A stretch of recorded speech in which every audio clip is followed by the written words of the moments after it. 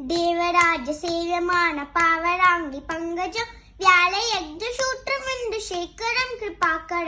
नारदारि योगी वृंद वंदित निगंबरं काशिकापुरादि नाड कालभैरवं भजे पानुकोटि पाश्वरं पवाप्ति तारकंबरं नीलगण्डमिप्सिदाततायगं त्रिलोचनं कालकालमम्बुजाक्षमक्षशो मक्षरं काशिकापुरादि नाड कालभैरवं भजे सूलदंड पासदंड पाणिमाटि कारणं श्यामकाय मारि देवमक्षरं निरामय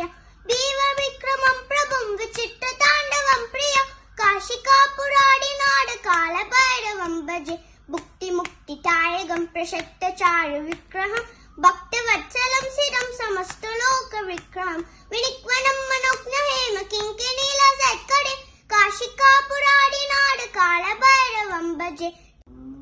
धर्मसेतु पालकं धर्ममागनास्कसं शर्म पाश मोक्षमिंशु शर्मटायगं विभुं स्वर्णवर्ण शेष पाश शोभितंग मंडलं काशिकापुरादि नाड कालभैरवं भजे रत्नपादुका प्रभाभिरामपाद युग्मगं नित्यमद्वितीयमिष्ट दैवतं निरञ्जनं मृत्युदर्पनाशनं करालतं श्रमोक्षगं काशिकापुरादि नाड कालभैरवं भजे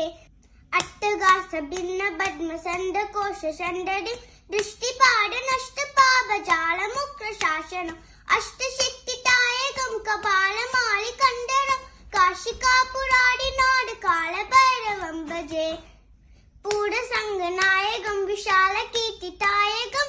काशीवास लोक पुण्य पापशोडगं विभुं नीलिमाग कोविदं पुराणं जगत्परे काशिकापुरादि नाड कालभैरवं भजे